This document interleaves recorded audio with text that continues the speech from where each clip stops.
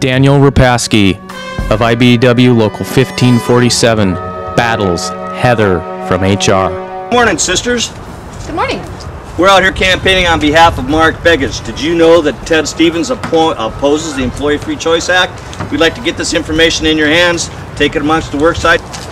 Excuse me. We'd like you to support Mark Begich for the...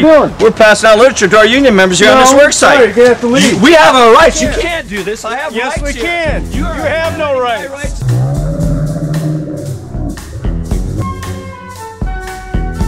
Mr. Repasky, this is your final warning. You're in violation of the Hatch Act. The Hatch Act only applies to federal employees and non-military institutions.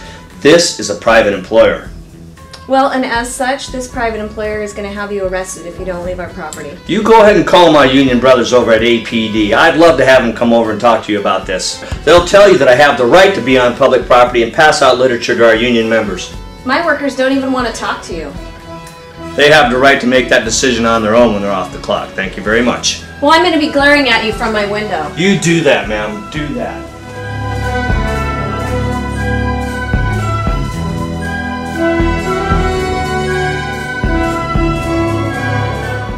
This is a huge election cycle, probably the most important election cycle I've ever seen, particularly in the 20 years I've been in the state. But the presidential race isn't the one that we're really here to focus on.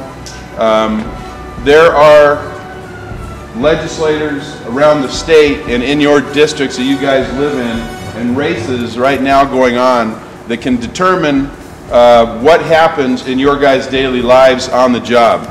The legislature in Juneau is at a tipping point where we have the ability to have more worker-friendly legislators elected, and on the U.S. Senate level, that's another huge race. We have an incumbent Senator, Ted Stevens, who you guys are all aware of. I've voted for the man every time I've ever gone into a voting booth, but this year we're backing Mark Begich for U.S. Senate for a lot of reasons. A lot of that information is on these flyers.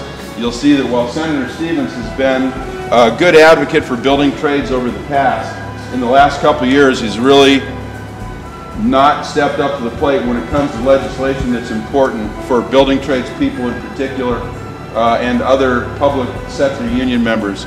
Mark Begich, on the other hand, has made all the commitments that we're looking to see politicians support, specifically something you may have heard about, the Employee Free Choice Act. There's little information about that on these flyers. This is one of the most important elections we've seen in our lifetime.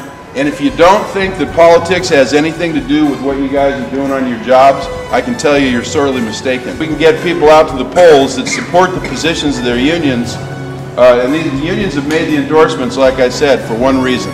And that's because the people that they're endorsing have been on record supporting working people's issues. We are on the verge of being able to not only take over the state legislature with working friendly legislators, but we're on the verge of being able to take the U.S. Senate to 60 votes if we get a couple more senators elected. What do you think you're doing? Get that camera out of here.